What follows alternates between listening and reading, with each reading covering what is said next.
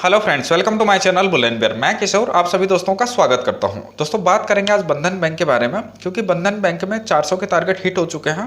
15 नवंबर को इस वीडियो में हमने 400 प्लस के टारगेट यहां पे प्रिडिक्ट किए थे, तो ये टारगेट यहां पे हिट हो चुके हैं। तो हमारे काफी सारे निवेशक दोस्त अब आगे की पॉसिबिलिटीज पर डिस्कशन के लिए रिक्वेस्ट कर रहे हैं।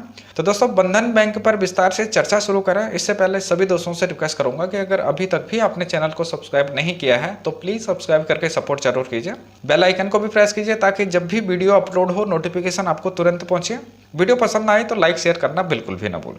साथ ही अगर आप डीमेट अकाउंट ओपन करना चाहते हैं एंजल ब्रोकिंग में तो फ्री ऑफ कॉस्ट आप अपना डीमेट अकाउंट ओपन कर सकते हैं। लिंक डिस्क्रिप्शन में है, लिंक पे जाकर आप आसानी से अपना अकाउंट ओपन कर सकते हैं और हमारे सपोर्ट ग्रुप से जुड़ सकते हैं। साथ ही आप हमारे टेलीग्राम चैनल को भी ज्वाइन कीजिए, क्योंकि यहाँ पे हम लेटेस्ट अपडेट के साथ में बाय सेल कॉल भी रिकमेंड करते हैं। तो दोस्तों वापस आ जाते हैं बंधन बैंक के डिस्कशन पर। सबसे पहले चार्ट पे इसके प्राइस बिहेवियर को देखते हैं। तो चार्ट पे आप देख सकते हैं यहाँ पे हाल फिलहाल बंधन बैंक का चार्ट काफी खूबसूरत नजर आता है, काफी दमदार नजर आता है। यहाँ पे आप देख सकते हैं कि बुलिश पैटर्न भी हमें देखने को मिल रहा है, जिसे कि हम inverter head and shoulder pattern कहते हैं। इस पैटर्न में आप देख सकते हैं ये इसका पहला शोल्डर है, ये इसका हेड है और ये इसका दूसरा शोल्डर है और ये इसकी नेक लाइन है। तो दोस्तों जब इस नेकलाइन के ऊपर स्टॉक 2-4 ट्रेडिंग सेशन सस्टेन कर चुका था तो तभी हमने अपने निवेशक दोस्तों को इन्फॉर्म किया था कि अगर बंधन बैंक में आपको जल्दी से 400 के लेवल भी दिखाई दे सकते हैं। तो जिन दोस्तों ने इस इन्फॉर्मेशन का फायदा उठाया है मैं उन्हें मुबारकबाद देता हूं। तो दोस्तों अब बात करते हैं अब आगे बंधन बैंक में किस तरीके की पॉसिबिलिटीज नजर आती हैं। तो 400 का लेवल काफी इंपॉर्टेंट लेवल है, एक साइकोलॉजिकल लेवल भी है और कोविड-19 से ठीक पहले भी स्टॉक इन्हीं लेवल पे ट्रेड कर रहा था।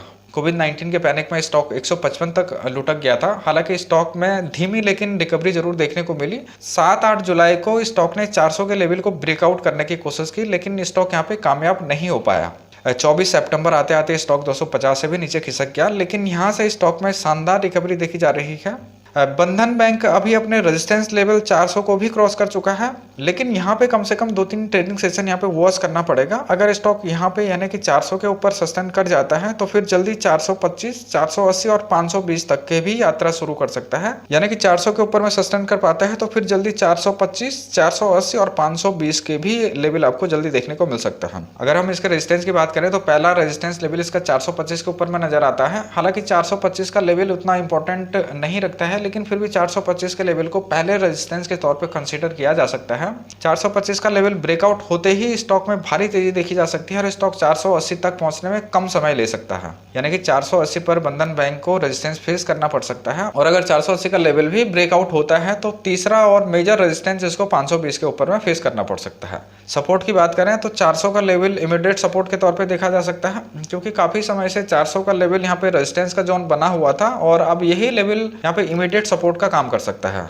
और अगर मार्केट में या फिर स्टॉक में गिरावट आती है तो फिर 360 पे बंधन बैंक का स्ट्रॉन्ग सपोर्ट नजर आता है। 360 का लेवल ब्रेक डाउन होने की कंडीशन में बंधन बैंक अपनी नेक लाइन पे सपोर्ट ले सकता है। यहाँ पे इसका 323, 325 का लेवल निकल के आता है, तो तीसरे सपोर्ट के तौर पे हम 323, 325 के लेवल को कंसीडर कर सकते हैं। इंडिकेटर विलियम परसेंटेज की माने तो बंधन बैंक ओवरसोल्ड जोन में है। यहाँ पे विलियम परसेंटेज का लेवल -10 तक पहुंच चुका है, तो यहाँ पे करेक्शन या प्रॉफिट बुकिंग भी आपको देखने को मिल सकती है। तो इन बातों को भी आपको ध्यान में रखना होगा। अगर मूविंग एवरेजेस की बात करें तो यहाँ पे 50 डेज का एक्सपोनेंशियल मूविंग एवरेज और 200 डेज का एक्सपोनेंशियल मूविंग एवरेज की लाइनें यहाँ पे मिल चुकी हैं। 50 डेज के अगर एक्सपोनेंशियल मूविंग एवरेज की बात करें तो 337 का लेवल निकल के आता है। 200 डेज का मूविंग एवरेज भी कैलकुलेट होके आता है 337 के ऊपर में। 100 डेज के एक्सपोनेंशियल मूविंग एवरेजेस की बात करें तो 325 का लेवल यहाँ पे कैलकुलेट होके आता है। तो स्टॉक अभी इन सारे बड़े टाइम फ्रेम के जो एक्सपोनेंशियल मूविंग एवरेज हैं इनसे काफी ऊपर ट्रेड कर रहा है। तो इस बात से यही अंदाजा लगाया जा सकता है कि स्टॉक आगे भी तेजी में रह सकता है, इसमें तेजी बरकरार रह सकती है।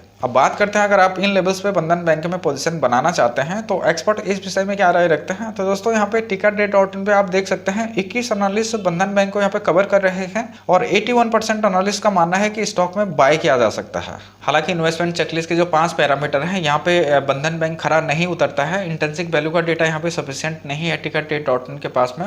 रिटर्न वर्सेज एफडी रेट की बात करें तो स्टॉक एफडी से ज्यादा रिटर्न देने में सक्षम है। डिविडेंड रिटर्न की बात करें तो stock doesn't offer attractive dividend return, तो डिविडेंड रिटर्न अच्छा ऑफर नहीं करती है कंपनी। इंट्री पॉइंट भी यहाँ पे सही नहीं बताया जा रहा है। Not a good time to invest, stock is in overbought zone. तो स्टॉक यहाँ पे ओवरबॉट जोन में बताया जा रहा है। नो रेड फ्लैग का सिग्नल यहाँ पे ग्रीन है। तो ओवरऑल अगर आप देखें, अगर इन्वेस्टमेंट चक्रीज के हिसाब से देखें तो स्टॉक इन्वेस्टमेंट करने के लिए उतना अच्छा अभी नहीं देखा जा रहा है, क्योंकि डिविडेंड रिटर्न भी अच्छा ऑफर नहीं करती है कंपनी, और एंट्री पॉइंट भी यहाँ पे ठीक नहीं है, क्योंकि स्टॉक यहाँ पे ओवरबॉट हो चुका है। अब बात करें अगर इसके रिटर्न हिस्ट्री की, तो पिछले हफ्ते में इसने 5.89% के रिटर्न बना के दिए हैं। अगर हम एक महीने की बात करते हैं तो एक महीने में बहुत अच्छे रिटर्न है, यहाँ पे 16.70% के रिटर्न है। 1 ईयर की बात करते हैं तो 1 ईयर में यहाँ पे माइनस नेगेटिव रिटर्न है, -27.57% के नेगेटिव रिटर्न है। और अगर हम मैक्सिमम की बात करते हैं तो मैक्सिमम में भी यहाँ पे 17.50% के नेगेटिव रिटर्न है।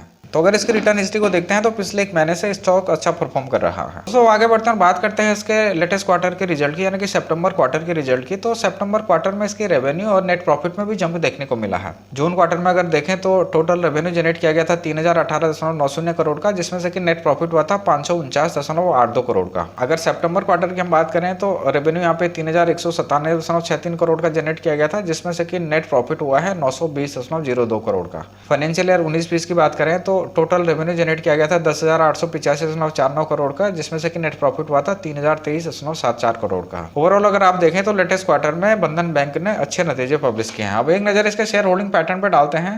तो प्रमोटर की होल्डिंग यहाँ पे 40% है और पब्लिक के पास में यहाँ पे 60% होल्डिंग है। पब्लिक होल्डिंग को डिटेल में देखें तो नॉन इंस्टीट्यूशनल इन्वेस्टर के पास में 21.94% की होल्डिंग है। म्यूचुअल फंड के पास में यहाँ पे 4.92% की होल्डिंग है और एफआईज के पास में यहाँ पे 32.24% की होल्डिंग है। तो मैच्योरिटी शेयर होल्डिंग यहाँ पे प्रमोटर के पास में है। और इस क्वार्टर में शेयर होल्डिंग पैटर्न में चेंजिंग की बात करें तो प्रमोटर की होल्डिंग में यहाँ पे कोई भी चेंज नहीं हुआ है। एफआईज की होल्डिंग में यहाँ पे जबरदस्त बदलाव देखने को मिला है। 4.91% का यहाँ पे होल्डिंग इन्होंने इंक्रीज की है। म्यूचुअल फंड ने भी होल्डिंग को इंक्रीज किया है 0.73% का। इंश्योरेंस कंपनीज के होल्डिंग में कोई भी यहाँ पे चेंज नहीं हुआ है, लेकिन अदर्स डीआईज ने यहाँ पे 8.23% होल्डिंग को रिड्यूस किया है और नॉन इंस्टीट्यूशनल इन्वेस्टर ने यहाँ पे 2.59% होल्डिंग को इंक्रीज किया है। तो यहाँ पे देख सकते हैं आप, अदर्स डीआईज ने होल्डिंग को यहाँ पे रिड्यूस किया है और एफआईज ने, म्यूचुअल फंड ने और नॉन इंस्टीट्यूशनल इन्वेस्टर ने यहाँ पे होल्डिंग को इंक्रीज किया है।